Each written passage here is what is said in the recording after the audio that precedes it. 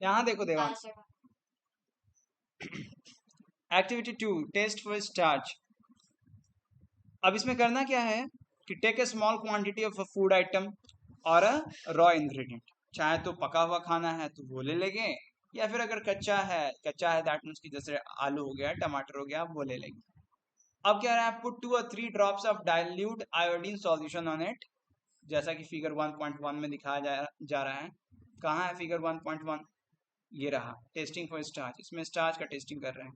इस लड़की के हाथ में एक ड्रॉपर है, यहाँ पे आयोडीन सॉल्यूशन है, यहाँ पे कुछ स्लाइसेस ऑफ पोटैटोज हैं, और यहाँ पे एक दूसरा क्या है, एक आपका ड्रॉपर नहीं है, ये वाला ड्रॉपर है जो इस लड़की के हाथ में है, और यहाँ पर जो है एक नाइफ है। इस नाइफ की हेल्प से वो पोटैटोज को काट के वहाँ डिश प्लेट में रखा है, और प्लेट में उस पर आयोडीन सॉल्यूशन डाला जा रहा है। क्यों डाला जा रहा है? Just to test whether it contains starch और नॉट। अब यहाँ कह क्या रहा है, take a small quantity of a food item on a raw ingredient, put 2 or 3 drops of dilute iodine solution on it. अब उस पर हम लोग क्या डालेंगे, तो 2 से 3 ड्रॉप डाइल्यूट आयोडीन सॉल्यूशन डालेंगे। क्या होता है, observe if there is any change in the colour of the food items, did it turn blue black. अगर ब्लू ब्लैक में अगर ये चेंज हुआ, यानी हल्का ब्लूइश ब्लैक डार्क कलर आ गया, अब blue black colour indicates that it contains starch. अगर ऐसा हुआ तो इसका मतलब है कि इसमें स्टार्च है, और अगर ऐसा नहीं हुआ तो मतलब इसमें नहीं है। बहुत ही सिंपल टेस्ट था। स्टार्च में जैसे शुरुआत में पूछ चुका। कार्बोहाइड्रेट्स बहुत तरह के होते हैं, स्टार्च और शुगर बेस्ड, है ना, उनमें से एक है। ज्यादातर जो हमारे फूड में जो कार्बोहाइड्रेट्स होते हैं वो स्टार्च या शुगर टाइप के होते हैं।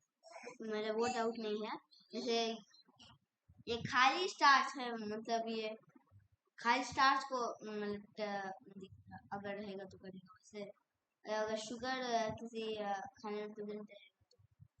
बोल तो वही रहा है, बोल तो वो यही रहा है कि सिर्फ और सिर्फ स्टार्च को टेस्ट करेगा। टेस्ट फॉर स्टार्च, यहाँ जो हेडिंग का मतलब है वो क्या है? सवाल करना उचित है, पर जो चीज बताया जा चुका है अगर वो भी सवाल में ही आ रहा है, इसका मतलब है कि जिस वक्त हम बताए उस वक्त आपका ध्यान नहीं है कि नहीं। क्या हम गलत कह रहे हैं? बताओ, अगर हम गलत कह रहे हैं तो बताओ हमको।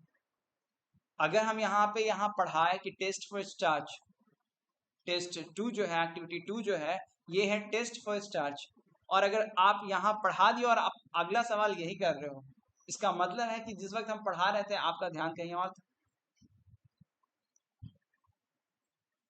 काटोगे इस पे? बेटा अपने लिमिट्स को जानो, है ना, अपने लिमिट्स को जानो कि तुम सीखने आया, सिखाने नहीं आया होगी। ठीक है, ठीक है, हाँ। हो सकता तो मना किए हैं तुमने बोलने से, सिर्फ बेवकूफी के लिए मना किए हैं। बोलो ना, क्या बोलना है? इसलिए पूछे कि तुरंत थोड़ा देर बेटा तुम साइंस मत पढ़ो, लॉ का प्रिपरेशन करो, और उसमें बहस करना सीखो, सिर्फ बगैर रूल्स और रेगुलेशंस के। ठीक, ठीक है,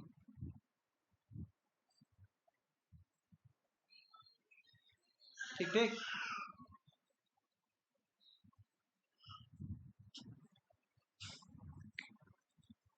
take a small quantity of a food item और अ रॉ इंग्रेडिएंट, यही तो बतला रहे थे यहाँ पे। ये टेस्ट स्टार्च के लिए है, सो ये बतलाएगा कि स्टार्च में है कि नहीं है। That it contains a blue black colour indicates that it contains starch.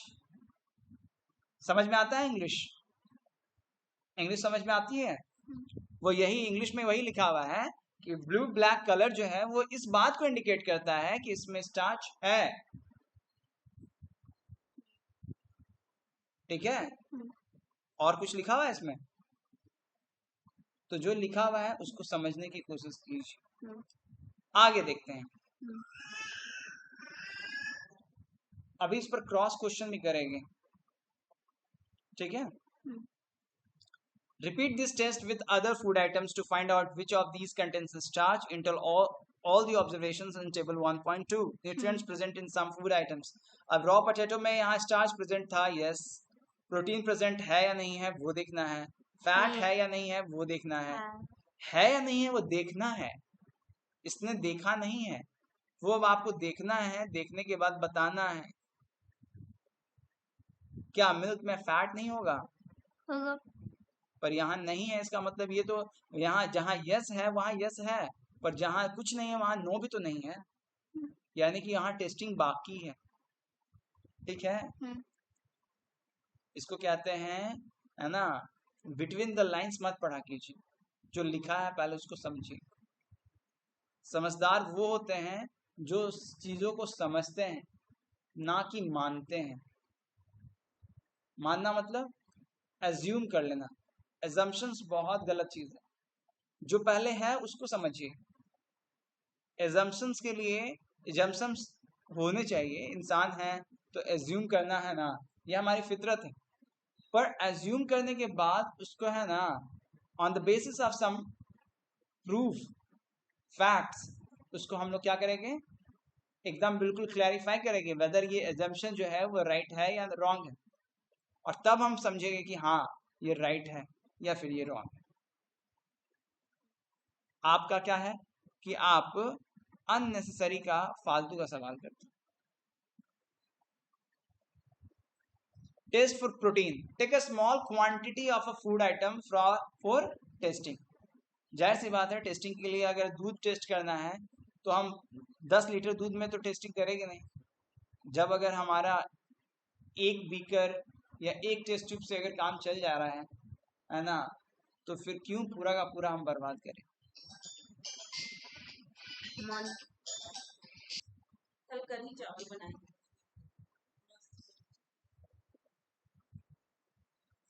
कल भैया का कौन सा ड्यूटी रहेगा? Test for protein. Take a small quantity of a food item for testing. हमेशा यही करना है, थोड़ा सा लेना है.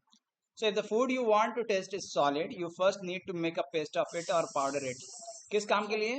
प्रोटीन के टेस्टिंग के लिए. प्रोटीन के टेस्टिंग के लिए उसको चाहे तो पेस्ट बना देंगे या उसका पाउडर बना देंगे. Grind or mash a small quantity of the food item. Mashing and grinding is different.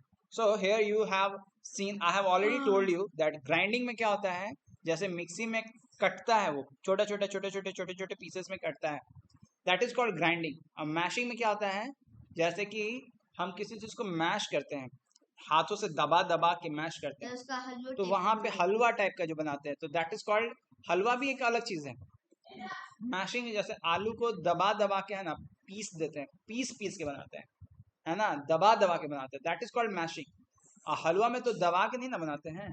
वहां तो क्या होता है कि ऑलरेडी फाइन वो ग्रैनुअल्स होता है या फिर पाउडर्ड होता है, उसको हम लोग क्या करते हैं, तेल या घी में पहले, है ना, भूंज कर उसको क्या करते हैं, उसमें पानी डाल के उसको सब वो हलवा बना देते हैं. उस तरह कंसिस्टेंसी हो जाता है. हाँ, कि मिक्सी का ना वो पार्ट हो जाता है. मतलब समझ रहे हैं क्या बोल रहे हैं? एकदम समझ रहे हैं हम, आपकी इस बात को हम समझ रहे हैं. सो ग्राइंड और mash a small quantity of food item. पहले उसको आपको ग्राइंड करना है या मैश करना है. Put some of these in a clean test tube. उसको साफ सुथरे टेस्ट ट्यूब में उसको रखना है. Add 10 drops of water to it and shake the test tube. 10 बूंद पानी उसमें डाल के उसको अच्छे से हिलाना है. ठीक है, हिला दिए ना. Using a dropper add 2 drops of solution of copper sulphate.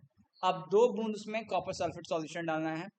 10 drops of solution of caustic soda डालना है ना, और उसमें 10 ड्रॉप्स कास्टिक सोडा सॉल्यूशन डालना है. सेक वेल. उसको बहुत अच्छे से क्या करना है, हिलाना है. ठीक है, क्या करना है, देखो यहाँ कास्टिक सोडा भी ले लिया solution and copper sulphate solution ले लिया, दोनों ले लिया, दोनों मिक्स कर रहा है. पहले वो डाला, फिर पानी डाला, फिर वो डाला, वो डाला, 2 बूंद वो डाला, 10 बूंद वो डाला. 2 बूंद कौन सा डाला, 2 बूंद डाला कॉपर सल्फेट का, 10 बूंद डाला कास्टिक सोडा का. ठीक है, तो अब ये डालने के बाद उसको अच्छे से हिलाइए. And latest test tube stands for a few minutes. और उसको थोड़ी देर के लिए उसको खड़ा करके छोड़ दीजिए. What do you see. आप देखते क्या है, did the content of the test tube turn violet. क्या टेस्ट ट्यूब का जो कंटेंट है वो वायलेट होता है, वायलेट कलर होता है ना. वायलेट कलर दिखा दे. नहीं जरूरत है, नहीं जरूरत है। हमको है।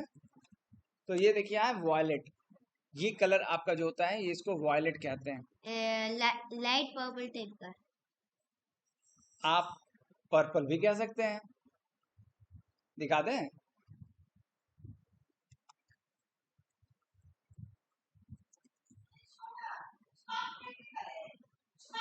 अब देखिए पर्पल में और वॉयलेट में, ये जो पर्पल है यहाँ पर ये जो दिख रहा है ये वाला लगभग लगभग यही था। और गौर से देखते रहिएगा इसमें से किसी एक को, और ये देखिए लगभग लगभग है ना आ गया। तो बड़ा ही हल्का हल्का का डिफरेंस होता है, उसको आप किसी को वॉयलेट कह दो, किसी को आप पर्पल कह दो, तो ये सारी चीजें जो होती हैं होती रहती हैं ना। अब देखिए यहाँ पे तो अभी साइंस वो सब नहीं पढ़ रहे अभी। So and let the test tube stand for a few minutes. So what do you see? Did the content of the test tube turn violet? A violet color indicates presence of protein in the food item. अगर protein है तो वो violet colour का हो जाएगा. Now you can repeat this test ये हो सकता है जैसे on the other food खाने items. में Let me complete the topic first. Okay, let me complete the topic first. So protein का टेस्ट करने के लिए हम लोग 2 ड्रॉप क्या डालें, कॉपर सल्फेट सॉल्यूशन डालें, 10 ड्रॉप क्या डालें, कास्टिक सोडा सॉल्यूशन डालें। उसके बाद उसको अच्छे से हिलाएं, ठीक है। और उसके भी पहले जो मटेरियल टेस्ट करना है उस मटेरियल को है ना अच्छे से ग्राइंड या मैश कर लेंगे, उसको टेस्ट ट्यूब में डालेंगे, 10 बूंद पानी डालेंगे, अच्छे से हिलाएंगे, फिर उसके बाद कॉपर सल्फेट सॉल्यूशन डालेंगे, कास्टिक सोडा सॉल्यूशन डालेंगे, उसको फिर से हिलाएंगे, और उसके बाद फिर इंतज़ार करेंगे। अगर कलर चेंज होता है तो ठीक, नहीं होता है तो फिर ठीक, और अगर होता है तो प्रोटीन उसमें है, नहीं होता है तो प्रोटीन उसमें नहीं है। कोई खाना ऐसा हो सकता है जिसमें अब देखिए यहाँ पे लिस्ट में नहीं हो। बिल्कुल हो सकता है, ये चीज़ें हम पहले भी बता चुके हैं, अभी भी बता रहे हैं, अभी थोड़ी देर पहले भी बताए थे हम आपसे कि बहुत सारे खाने ऐसे हैं जिसमें एक से अधिक इंग्रेडिएंट्स, न्यूट्रिएंट्स हो सकते हैं, ठीक है। सो ऐसा कुछ नहीं है कि एक हो गया तो दूसरा नहीं। और रिच का मतलब क्या है कि मतलब इसमें ये ज्यादा है, दूसरे भी है, समझ गए। पता है हमको गुस्सा किस बात पे आता है, जब कोई चीज समझा दिए उसको नहीं समझे तब तो तुमको अभी भी कंफ्यूजन है उसी से रिलेटेड, और खास करके जो चीज समझा दिया और वही अगर तुम पूछ रहे हो ना, तो जाहिर सी बात है हम तो एक नॉर्मल इंसान है ना देवांश, पीठी देंगे।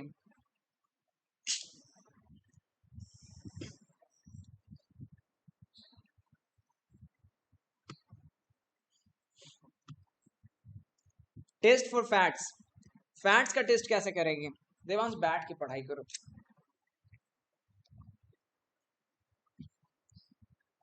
Take a small quantity of a food item, food item का एक छोटा सा क्वांटिटी लेंगे, wrap it in a piece of paper and crush it. और ये वाला टेस्ट तो खैर लाजवाब है, उसको कह सकते हो कि माशाअल्लाह है ना, सुभान अल्लाह है। मैं परसों जब पढ़ा रहे थे तो फिर और इसमें करना क्या है, take care that the paper does not tear, paper फट ना जाए, थोड़ा सा ध्यान रखते हुए, यानी कि हल्का ढीला रखते हुए पेपर का है ना, फोल्डिंग के पास है ना ज्यादा, मतलब कि ऐसा नहीं कि बहुत टाइट करके अगर मारेगी हथौड़ा तो वो तो वैसे भी फट जाएगा, हल्का लूज रखते हुए ताकि पेपर्स के बीच में और उसके बीच में थोड़ा सा फासला रहे, यानी कि फोल्डिंग्स के बीच में है ना, वहाँ टाइट ना हो, ठीक है, हल्का सा। और उसके बाद जब ऊपर से हम क्रश करेंगे, अगर उसमें ऑयल होगा, फैट्स होगा, तो वो पेपर में लग जाएगा, और अगर लग गया तो वो 100% है कि वो ऑयली है। इस चीज को कंफर्म करने के लिए कि वो ऑयली ही है, उसको कुछ देर तक छोड़ देंगे। क्यों, अगर पानी वगैरह होगा तो वो सूख जाएगा छोड़ने के बाद, पर ऑयल सूखता नहीं है ना, वो इवेपोरेट नहीं होता है। So take a small quantity of food item, wrap it in a piece of paper and crush it. Take care that the paper does not tear. Now straighten the paper and observe it carefully. Does it have any oily patch? Hold the paper against the light. So what you will observe here? So if you are holding a paper against the light will come out of it through it very easily, and when you will see the light easily, na, it means it has become translucent. So translucent, it means this is the nature of oil only which can make a paper translucent. So it means it contains oil. So are you able to see the light faintly through this patch? So an oily patch on paper shows that the food item contains fat. अगर ऐसा patch आया है तो हम इससे क्या समझेंगे कि उसमें फैट है. द फूड आइटम्स में sometimes contain a little water. हो सकता है कि इसमें पानी हो. So therefore, after you have rubbed an item on paper, let the paper dry for a while. तो उसके बाद उसको सूखने के लिए थोड़ा देर छोड़ देंगे. If there were any water that may have come from food, it would dry up after some time. तो थोड़ी देर के बाद वो सूख जाएगा. If no oily patch shows up after this, अगर उसके बाद कोई भी oily patch नहीं दिखता है, the food items does not contain any fat. तो उसमें कोई भी फैट नहीं है. So what do these tests shows? ये सारे टेस्ट क्या दिखलाते हैं? So are fats, proteins and starch present in all the food items that you tested? सारे के सारे में नहीं, कुछ में होंगे, कुछ में नहीं होंगे. So does a food item contain more than one nutrients? So ऐसा होता है क्या कि किसी एक खाने में एक से ज्यादा न्यूट्रिएंट्स होते हैं? हाँ. बिल्कुल होते हैं. So do you find any food item that does not contain any of these nutrients? कुछ ऐसा फूड आइटम जो कि इसमें कोई न्यूट्रिएंट्स ना हो? हाँ. ऐसा कौन सा आइटम है बताओ? A slice of any fruit. उसमें बताओ कौन सा फ्रूट? हाँ, कौन सा फ्रूट? एप्पल. एप्पल में कोई न्यूट्रिएंट्स कार्बोहाइड्रेट्स होता है. ये बोल रहा जो है. अभी तक जो बोला गया है. क्वेश्चन देखो, do you find any food item that does not contain any of these nutrients? जब जो बोला था फैट, प्रोटीन एंड स्टार्च. सो उसमें ना स्टार्च नहीं है, शुगर है. आप थोड़े समझदार ज्यादा हैं, है ना? Nutrients available in Apple. Fibre है, विटामिन सी है, कॉपर है, पोटेशियम है, विटामिन है. और आप कह रहे हैं कि उसमें कुछ भी नहीं है. अरे any of these, any carbohydrates, fats, मतलब फैट्स, प्रोटीन एंड स्टार्च. आपकी इंग्लिश में बहुत प्रॉब्लम है बेटा. Do you find any food item that does not contain any of these nutrients? So इसमें कार्बोहाइड्रेट, प्रोटीन और फैट्स वो दिखाना है. अच्छा.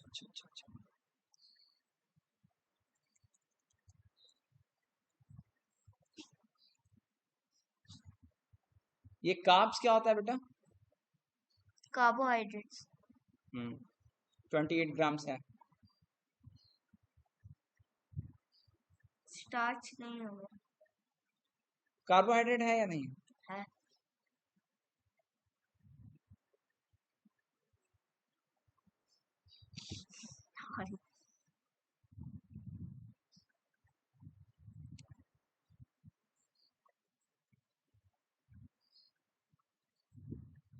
नहीं, मैं इसलिए कह रहा था कि अभी तक शुगर के बारे में कुछ बोला नहीं है, तो एक्सपेरिमेंट करते ना तो जवाब देने में आप इतना ज्यादा प्रोएक्टिव मत बनो कि है ना गलत जवाब देके है ना निकल जाओ वहां से. अब मेरा सुन लीजिए ना कि आपसे यहाँ पे कोई और भी है जिससे हम सवाल पूछने वाले थे? आपके अलावा कोई और है यहाँ पे? कौन है?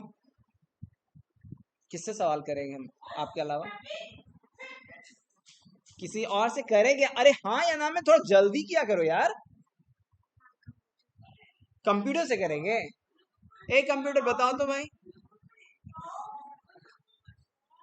इडियट सी तरह जवाब मत दिया करो यार. तुम इडियट हो मानते हैं, बट जवाब देने की जरूरत नहीं है इडियट्स की तरह. यहाँ पे ये सीधा सवाल था, do you find any food item that does not contain any of nutrients. हम एक्चुअली दीज न्यूट्रिएंट्स नहीं पढ़े थे, हम न्यूट्रिएंट्स पढ़े थे. बट दीज न्यूट्रिएंट्स में भी अगर हम बात करें तो यहाँ पे कार्बोहाइड्रेट्स है. तो आप क्या करते हो, क्या नहीं करते हो? एक बार देख लीजिए ना, ये टेस्ट क्या दिखाते हैं. क्या फैट्स, प्रोटीन और starch present in all the food items that you tested? Does the food item contain more than one nutrient? To find any food item that does not contain any of these nutrients. यानी यही वाला जो test है उसके हिसाब से बोलना है, और वो वाला जो टेस्ट था वो खाली स्टार्च के लिए था.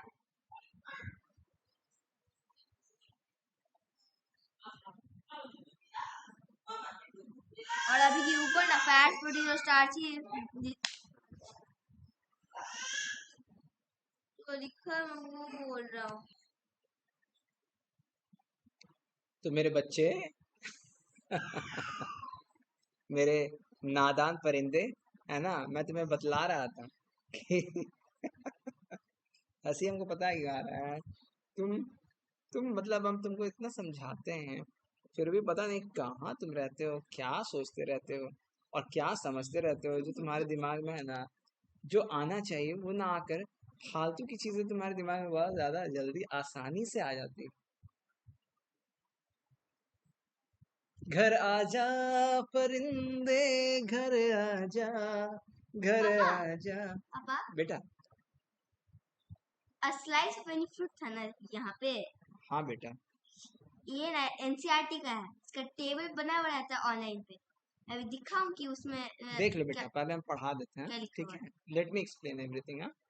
सो तो कह रहे हैं कि यहाँ पे, do you find any food item that does not contain any of these nutrients.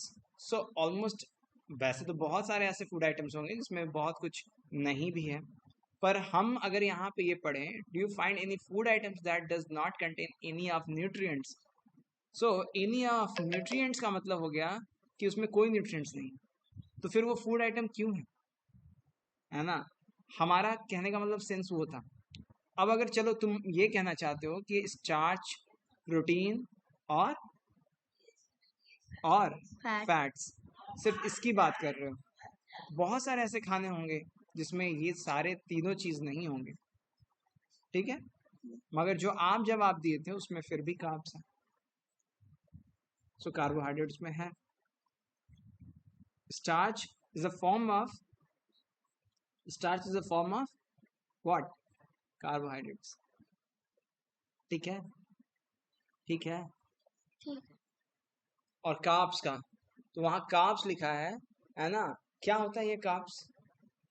या तो शुगर होता है या फिर स्टार्च होते हैं. कार्ब्स, कार्बोहाइड्रेट्स और कार्ब्स आर शुगर मॉलिक्यूल्स. नहीं, आप पूरा पढ़ो यहाँ पे, ये तो यही कह रहा है यहाँ पे, सीधा सीधा ये कह रहा है कार्बोहाइड्रेट और कार्ब्स आर शुगर मॉलिक्यूल्स, यानी कि ये स्टार्च की तो बात ही नहीं कर रहा है. तो इसका मतलब एनसीईआरटी गलत है क्या. नहीं. यहाँ एक बात सिर्फ समझ सकते हो तुम कि कार्बोहाइड्रेट और कार्ब्स जो है एक ही चीज है, ठीक है. यहाँ एक बात जो समझी जा सकती है वो ये समझी जा सकती है कि कार्बोहाइड्रेट और कार्ब्स जो है वो सेम चीज है. सेम चीज है. अब ये यहाँ से जो कह रहा है ना कि शुगर मॉलिक्यूल्स, सो ये आप जान लो कि शुगर मॉलिक्यूल्स और आपका स्टार्च, वो उसमें कोई बहुत ज्यादा का डिफरेंस नहीं है ना. डिफरेंस ये है ना कि वो बॉडी को जो स्टार्च है उसको पहले शुगर में कन्वर्ट करना पड़ता है, फिर वो शुगर ही फिर ग्लूकोज में बनता है. बड़ा आपने बड़ा मतलब उसको कहते हैं ना कि बड़ा ही दिव्य ज्ञान है आपके पास. आइए आगे पढ़ते हैं. आओ मेरे पुत्र, आगे आगे पढ़ते हैं पुत्र, आगे पढ़ते हैं. We tested food items for 3 nutrients. हमने जो खाने अभी चेक किए हैं वो 3 न्यूट्रिएंट्स के लिए चेक किए हैं, कार्बोहाइड्रेट्स के लिए, प्रोटीन्स के लिए एंड फैट्स के लिए. There are also other nutrients like vitamins and minerals that are present in different food items. Why do we need all these nutrients? सीधी सी बात है, बॉडी फंक्शंस अलग अलग हैं, रिक्वायरमेंट्स अलग अलग हैं, उन सारे रिक्वायरमेंट को फुलफिल करने के लिए सब कुछ चाहिए. So what do various nutrients do for our body. ये अलग अलग न्यूट्रिएंट्स जो हैं वो हमारे बॉडी के लिए क्या करते हैं. Carbohydrates mainly provide energy to our body, and fats also give us energy, but it gives more energy than carbohydrates. If our body is having more carbs or fats which is not being absorbed by the body or which is not being utilized by the body, that fats will be accumulated in the body.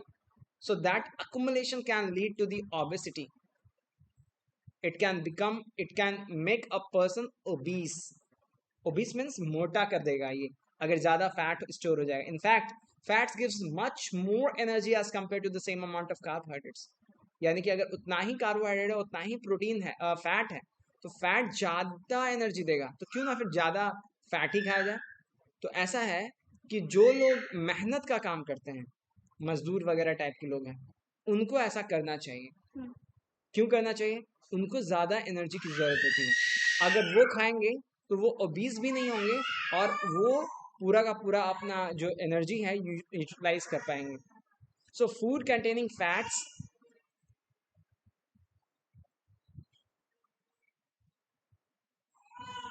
And carbohydrates are also called energy giving foods because ये सब energy देते हैं।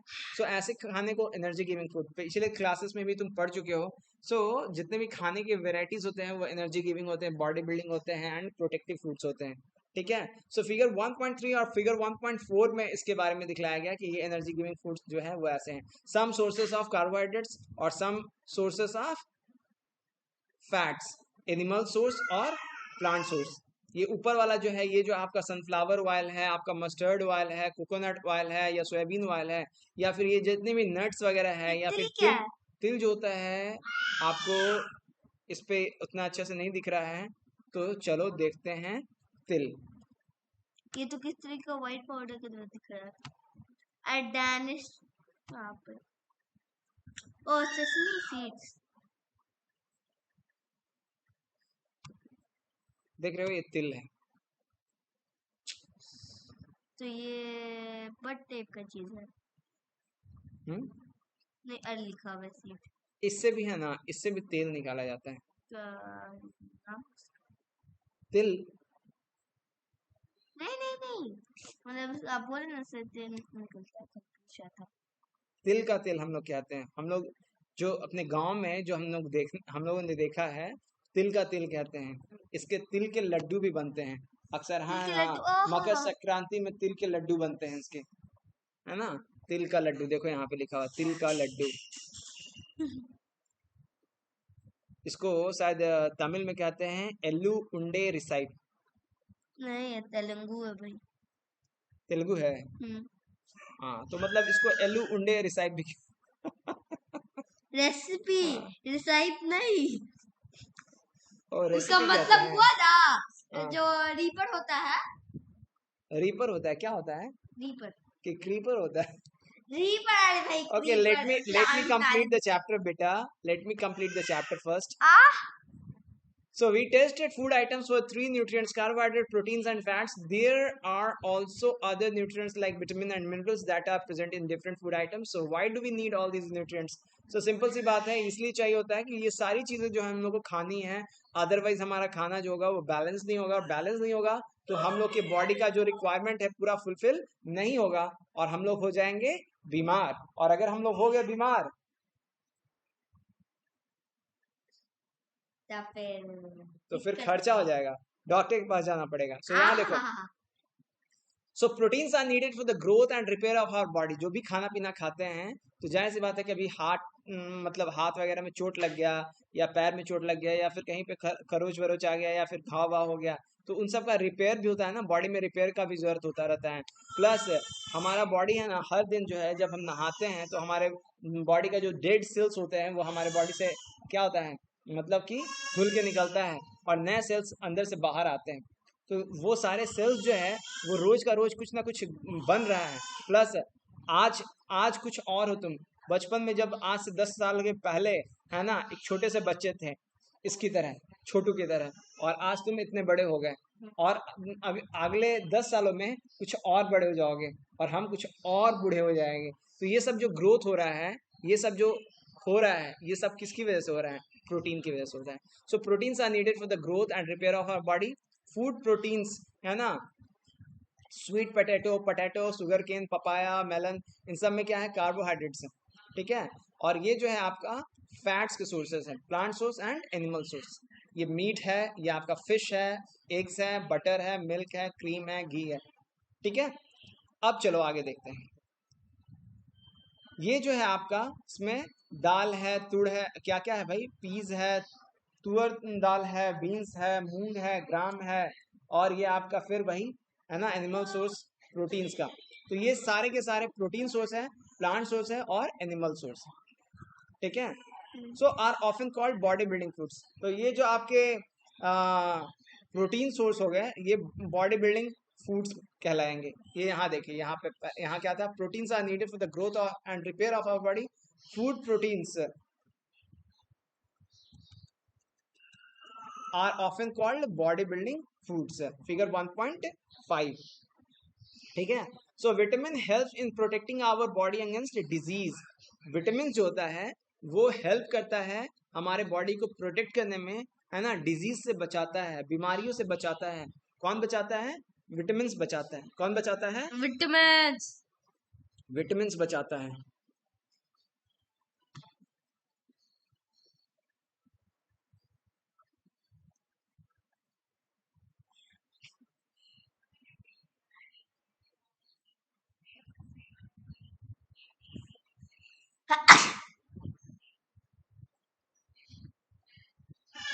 अब देखिए यहाँ पे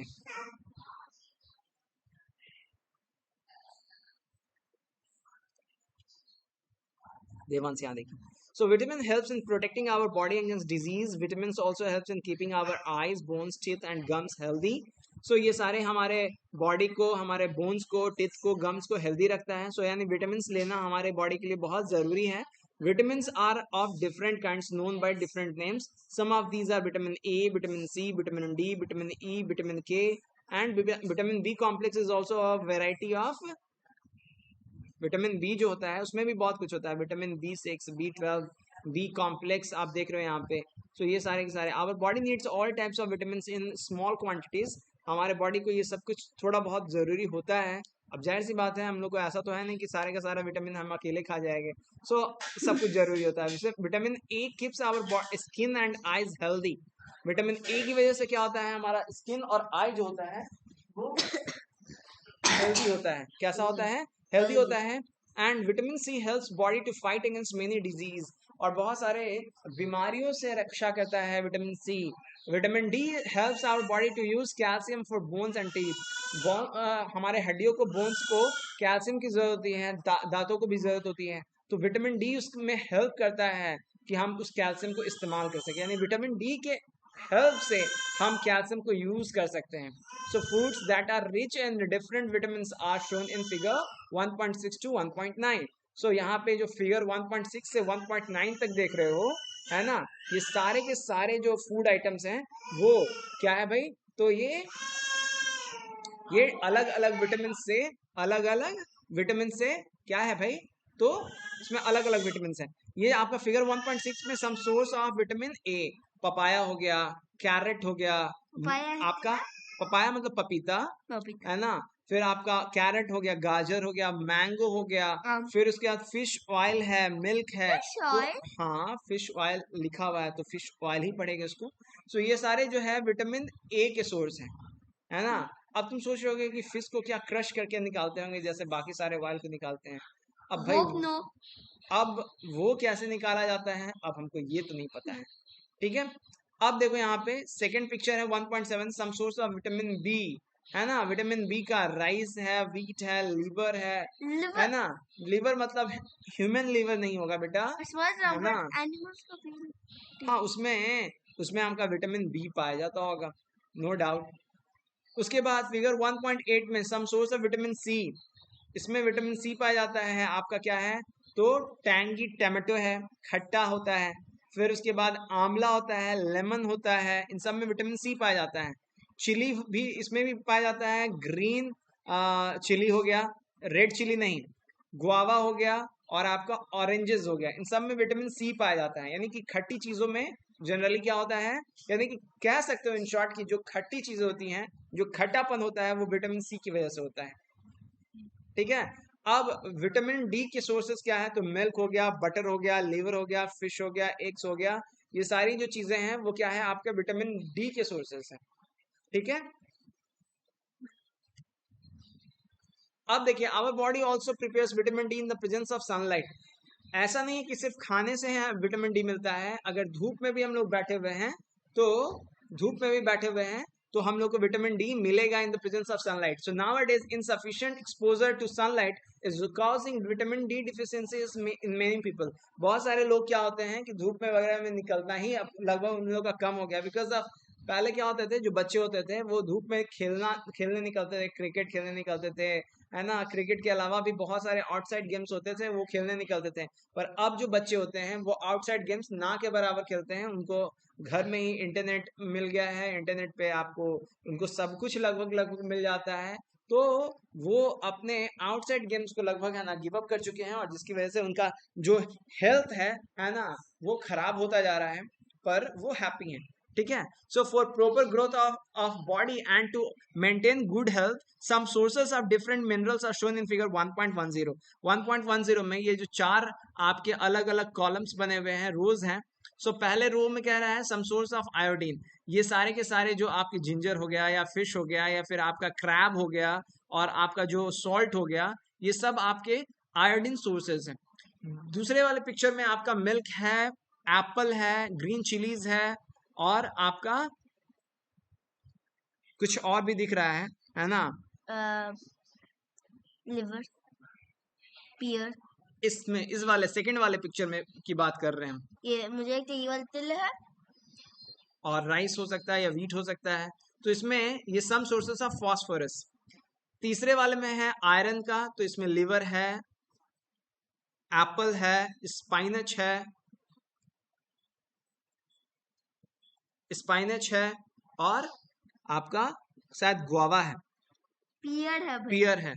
तो ये सारे जो हैं ये सम सोर्सेस ऑफ आयरन है. नेक्स्ट है आपका मिल्क और एग्स. ये आपके कैल्शियम के अच्छे सोर्स हैं. अब देखो यहाँ पे आगे क्या पढ़ा लिखा हुआ है. Most food items usually have more than one nutrients. You may have noticed this while recording your observation in table 1.2.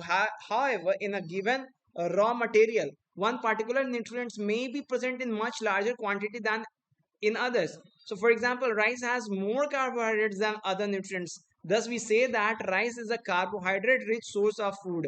So ऐसे कंडीशन में हम लोग ये कहेंगे कि ये जो आपका राइस जो है उसमें चूंकि कार्बोहाइड्रेट ज्यादा है, तो चूंकि इसमें ज्यादा कार्बोहाइड्रेट, इसका मतलब ये नहीं कि बाकी सारी चीजें इसमें नहीं है. सो ये इसको कार्बोहाइड्रेट रिच फूड कहेंगे. इसको क्या कहेंगे? कार्बोहाइड्रेट रिच फूड कहेंगे, है ना. इसको कार्बोहाइड्रेट रिच फूड कहेंगे, है ना. सिर्फ इसमें ये नहीं कहेंगे कि यही इसमें सिर्फ और सिर्फ कार्बोहाइड्रेट है, ऐसा नहीं कहेंगे, बाकी और चीजें भी हैं. So besides these nutrients our body needs dietary fibres and water. अब डाइटरी फाइबर्स और वाटर क्यों जरूरी है, इसके लिए हम पहले भी बतला चुके हैं, फिर बता रहे हैं. डाइटरी फाइबर जो है हमारे खाने को के वेस्ट डिस्पोजल को, यानी कि हमारे बॉडी में जो भी इनटेक हम लोग करते हैं उसको एक्सक्रीट करना पड़ता है, हमारे बॉडी से उसको बाहर निकालना पड़ता है. इसके लिए डाइटरी फाइबर का हम सफिशिएंट अमाउंट में लेना बहुत जरूरी है. So dietary fibres also known as the roughage. Roughage is mainly provided by plant products और इन आवर फूड. ये प्लांट प्रोडक्ट से ही जनरली आपको मिलता है. Whole grains and pulses, potatoes, fresh fruits and vegetables are main sources of roughage. ये सारे अलग अलग सोर्सेज हैं रफेज के. So roughage does not provide any nutrient to our body. ये हमारे बॉडी को कुछ न्यूट्रिएंट नहीं देता है, but is an essential component of our food and adds to its bulk. और ये बहुत ही एसेंशियल है, जरूरी है. कैसे है ये जरूरी? This helps our body get rid of undigested food.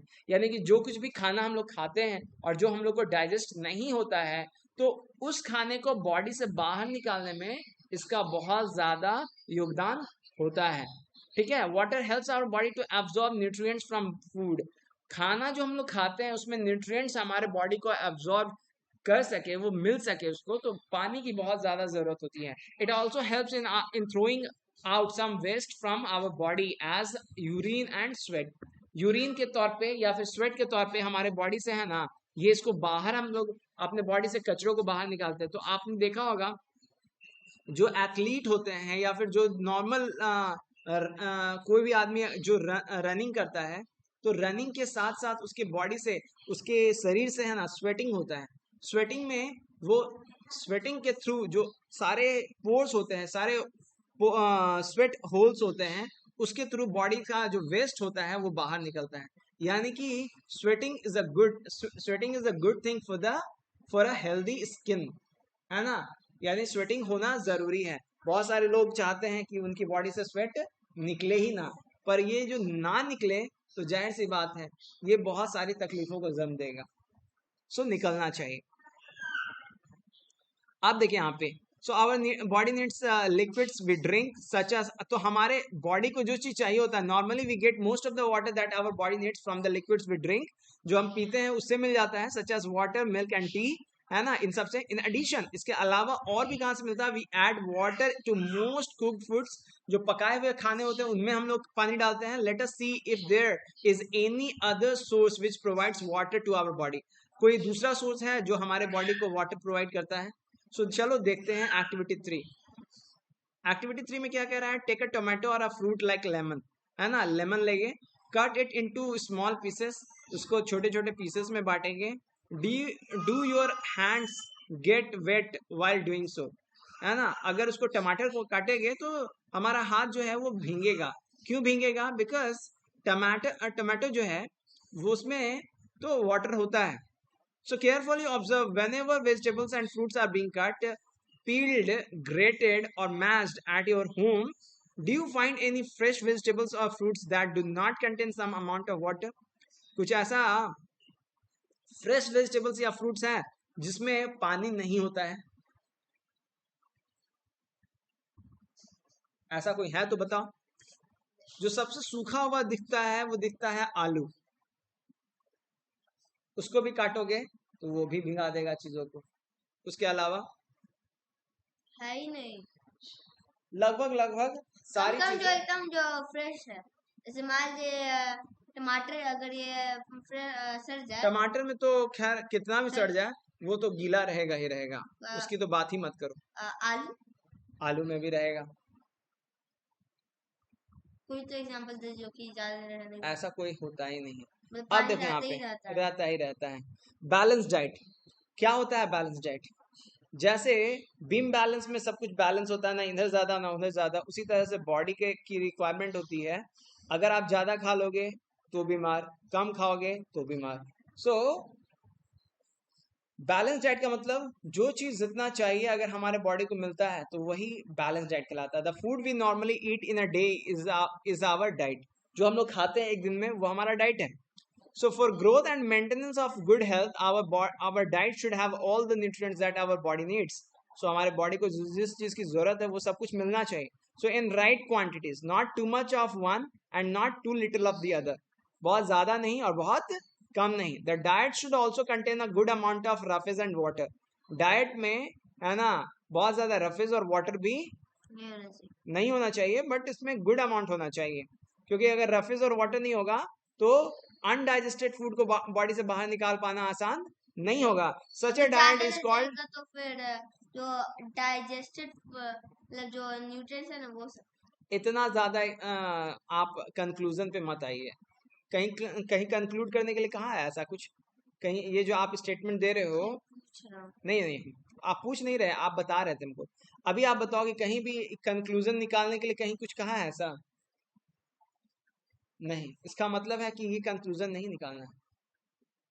समझ गए, अपने मन से कंक्लूड नहीं करना है बेटा, मैं वही बता रहा हूँ, अपने मन से नहीं, जो लिखा हुआ है उसको समझना है, उसको सुनना है, उसको मानना है, अपने मन से कुछ नहीं करना है।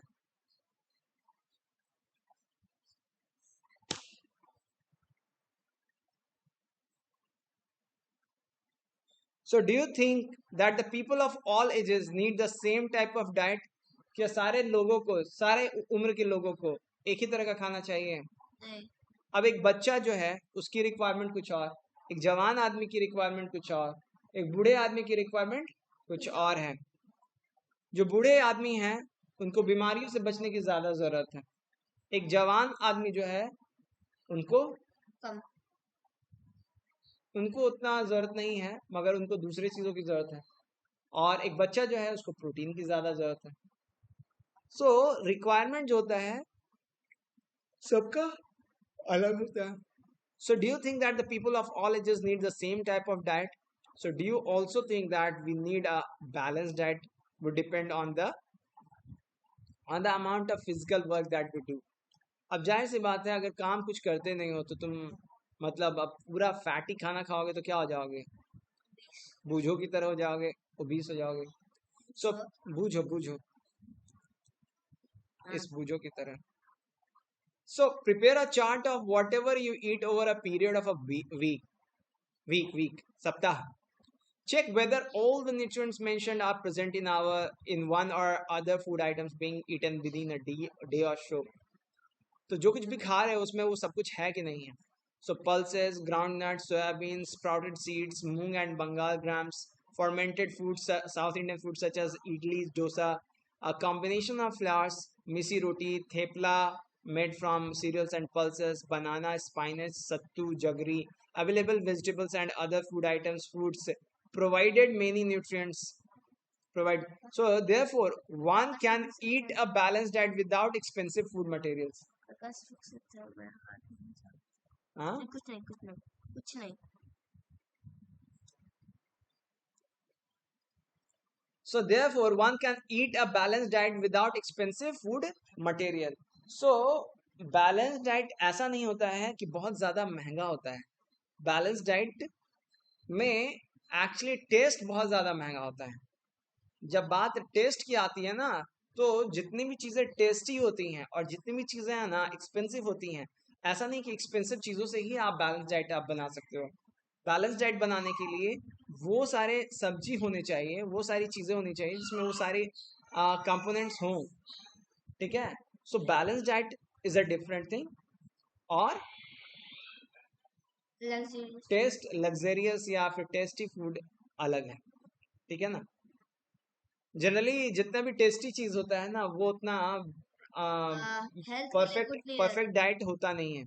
So Pahli wonders whether animal foods also consist of these different components and do they also need a balanced diet. अब ये सोच रही है कि ठीक है ये बैलेंस डाइट की बात जो चल रही है ये हम लोग के लिए चल रही है, पर क्या एनिमल्स को भी चाहिए होता है, उनको भी मिलता है क्या बैलेंस डाइट? हाँ उनको भी चाहिए होता है. सोचने वाली बात है. उनका भी शरीर पे क्या है, उनका भी हेयर है, उनके भी हॉर्न्स हैं, उनके भी टिथ है, उनके भी बॉडी फंक्शंस हैं. हाँ तो उनका जो है वो उनका सारा बॉडी का सारा फंक्शंस है, सबको प्रॉपर्ली करने के लिए सबका अपना अलग अलग फंक्शन है, तो उनके लिए उनको जो न्यूट्रिएंट्स हैं मिलना चाहिए. ठीक है. सो अब क्या रहा है, so eating the right kind of food is not enough, है ना. सिर्फ अच्छे तरह का एक तरह का मतलब ढंग का खाना खाना काफी नहीं है. It should also cook. अब जैसे मान लो कि कोई खाना अगर प्रॉपर नहीं पका हुआ है और उसको पका के ही खाना था. अब ऐसा क्या है कि पका के खाना था, जैसे बहुत सारे लोग मीट वगैरह खाते हैं, अगर वो प्रॉपर पका हुआ ना हो तो उसके वजह से हमारे बॉडी को बहुत सारे नुकसान को भी झेलना पड़ सकता है. और आजकल तो और ना बहुत सारा, अब कुछ दिन पहले बता रहे थे कि पता नहीं क्या क्या खिलवाता है इसमें और ज्यादा टॉक्सिक हो जाता है. So that its nutrients are not lost. Are you aware that some nutrients get lost in the process of cooking and preparations? So खाना बनाने की तैयारी जो होती है, जैसे कि हम लोग चावल को या फिर किसी भी चीज़ को धोते हैं उसमें बहुत कुछ वेस्ट हो जाता है. कुक करते हैं, खाने को पकाते हैं, उसमें बहुत कुछ वेस्ट हो जाता है. तो ये जो पूरा का कुकिंग प्रोसेस है, प्रिपरेशन प्रोसेस है, इसमें बहुत कुछ लॉस होता है. सो ये है. तो क्या हम उसको रॉ ही खा जाए, है ना, वो भी सही नहीं है. So if the vegetables and fruits are washed after cutting और पीलिंग देम, अगर वेजिटेबल्स और फ्रूट्स को काटने और छिलने के बाद अगर धोते हैं तो लॉस है. यानी कि अगर आलू को हम छिल दें उसके बाद धोएंगे, सोचेंगे कि उसको है ना एकदम बिल्कुल अच्छा से सुखा के तब उसका भुजिया काट. बचपन में हम ऐसा ही सोचते थे कि आलू को छिल देंगे पहले और छिलने के बाद उसको पानी में बढ़िया से रगड़ रगड़ के धो देंगे और जब सूख जाएगा ना तब उसका भुजिया सूखा सूखा काटेंगे और सड़ा हुआ भुजिया खा लेंगे. हाँ. अब देखो, सो इट में, एक minute Sudha, it may result in the loss of some vitamins.